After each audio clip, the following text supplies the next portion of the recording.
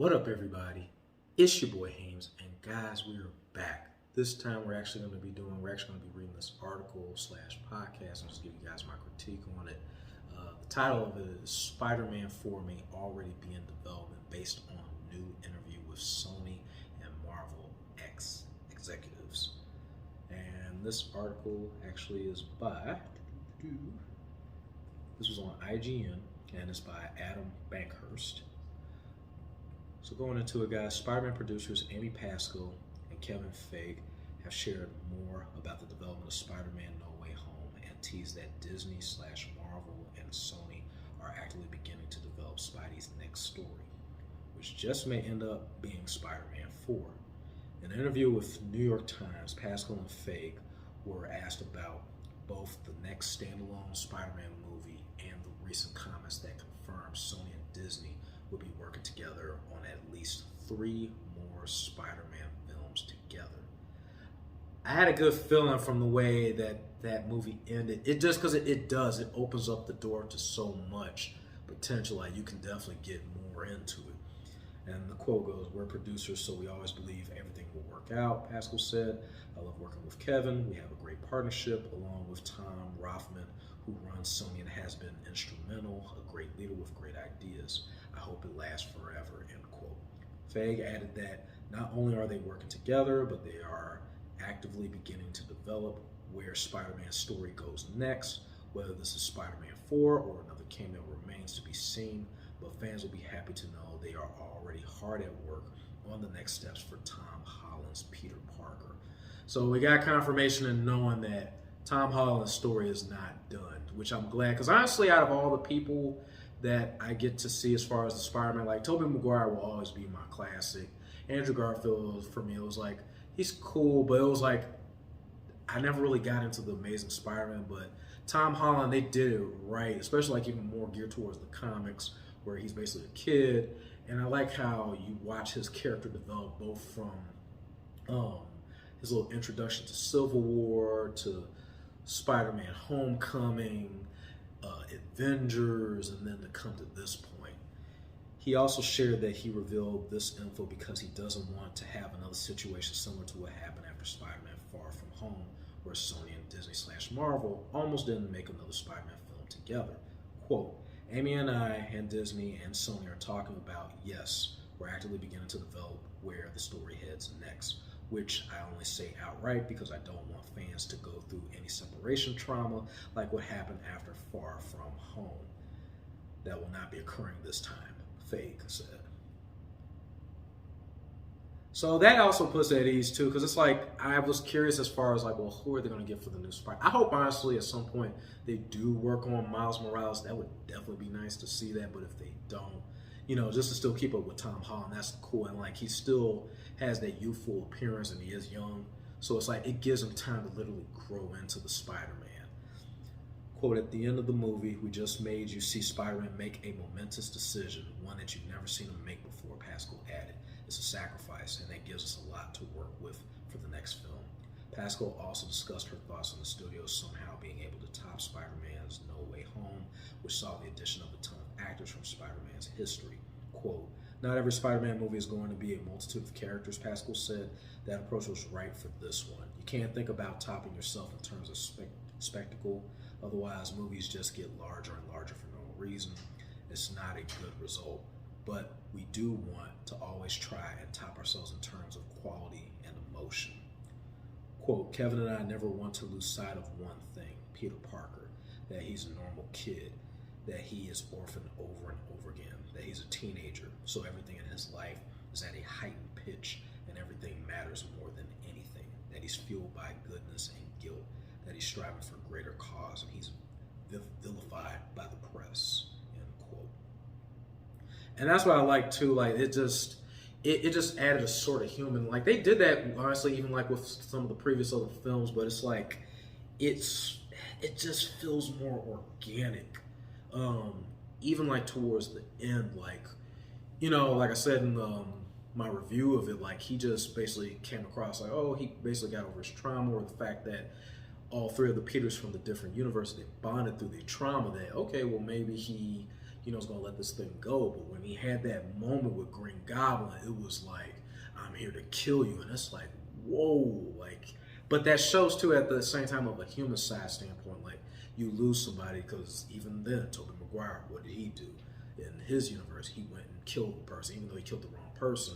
He killed him, then even tried to fight Sandman or kill Sandman, who was the one, or which ironically, the person that actually did in the end kill him, if you think about it, was the dude that he threw out the building. It was just that the gun was accidentally discharged through the actor who plays the Sandman. So, I mean, it shows that everybody's human and nobody's perfect, and they go through their trials and tribulations. The pair went on to discuss how they managed to get all these actors back in the Spider-Man universe, and while they didn't go too much into specifics, they shared a bit about the process and how they convinced those who were a bit skeptical about the whole thing. Quote, that these weren't going to be cash grab cameos, Pascal said. The parts were real, that I was there with them the first time and will be again, that I have too much respect for them and all the work we did together over the years. And I like that relationship that they have with the actors to make them feel like, because it does come across sometimes with different movies and stuff like as a cash grab. And, you even have actors who just, they don't want to do it. They're not going to do it. They don't feel like both the money and even like the production and the people that are there, that it's worth the time. So for them to actually pull through with that was, geez, that was a lot. While many rejoiced and celebrated when Tobey Maguire and Andrew Garfield once again became their versions of Spider-Man, there are those who were also hoping for an appearance by Spider-Man's Kirsten Dunst and Amazing Spider-Man's Emma Stone. When people see the movie, quote, they will understand, Fake said. It's about the story. It was a big goal for all of us, Amy and John and our writers, Chris McKenna and Eric Sommers, that Peter Parker's senior year in high school didn't get lost amid the insanity that ensues thanks to his encounter with Doctor Strange. That easily could have happened, and that's the reason there is not another 20 people in the movie. Pascal and Faye were also asked by NYT's Brooke Barnes if we were ever going to see a woman with superpowers alongside Spider-Man. It was then brought up that there is a storyline in the comics where MJ gets to try out the Iron Spider's armor, while Pascal gave a coy smile and simply said, never say never. Faye revealed a bit more of their philosophy. And he goes, quote, we have a lot of storylines, Brooks, a lot of storylines. Faye said, it comes down to these great, great actors. My guess is your question is less about what MJ did in the comics and more about Zendaya is really great. Can we see more of her? Pascal and Faye have now worked together for 3 Spider-Man films and a few cameos in other MCU films, and they both talked about how their partnership began with a cry for help after the rather wobbly Amazing Spider-Man 2. Quote, that is the truth, Pascal revealed. Quote, I called Kevin and said, help, and then he came over to my office for lunch, and I said, quote, I know how to help you, and then I threw a sandwich at him, end quote. She said, I really want you to help on the next movie. We have these great ideas for the next one. It's amazing stuff, Faye said. And I said, I'm not good at that, giving advice and leaving. The only way I know how to help is if we just make the movie for you. And then Kevin called me and came over to the house and said, I have an idea. What if Tony Stark makes Peter's suit? And as soon as he said that, I understood the possibilities of what we could do together. Pascal concluded, to have Iron Man and Spidey in the same world, one rooted more in technological innovation, the new suit, and less in medical experimentation, which is where we confirmed before felt so much more modern. This interview is filled with other great little details, including confirmation that Pascal on FaceTime with Tom Holland in the bathtub.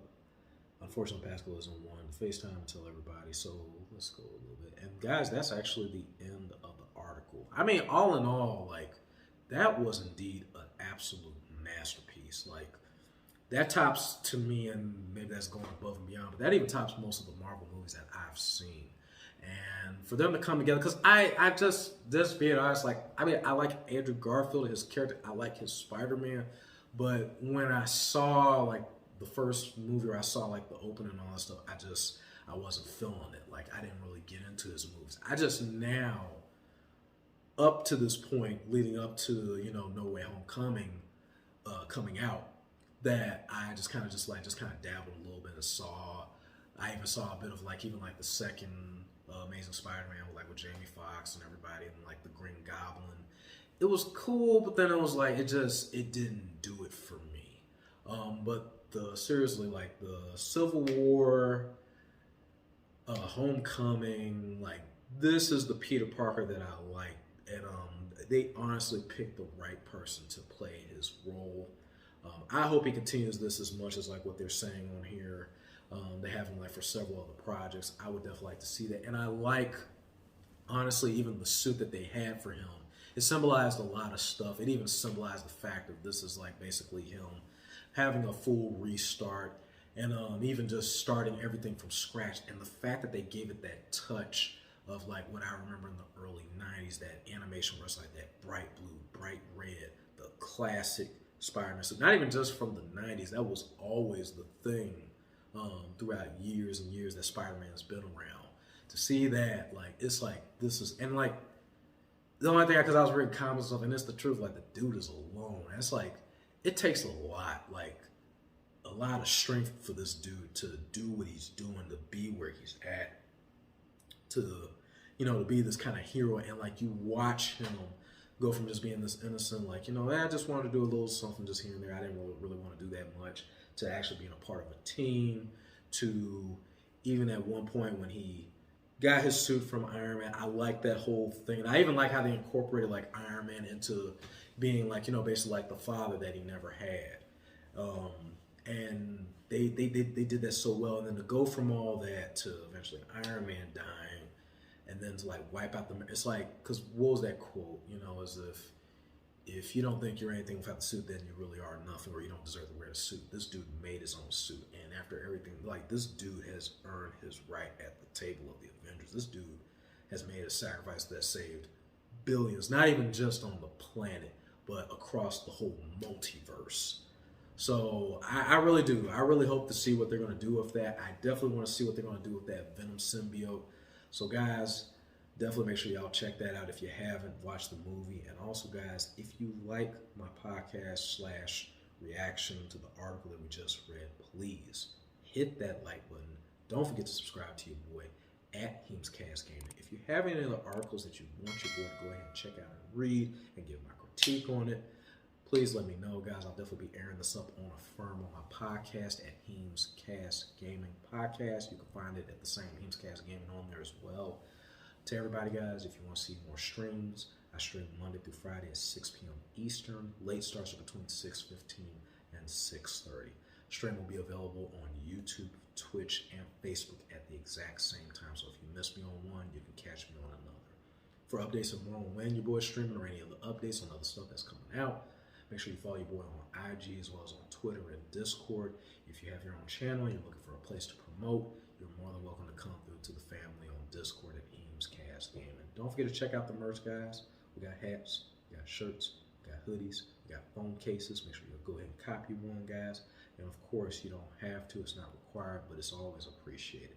Any kind of donation, both in bits or on a PayPal, will definitely be appreciated and will be used towards getting more games, more equipment, more stuff to ultimately create for you guys the content and the entertainment that you guys deserve. But to everybody, guys, this is your boy HeemsCast Gaming signing out with another one. I'll see you guys soon with more content. To everybody out there, peace. Till the next video.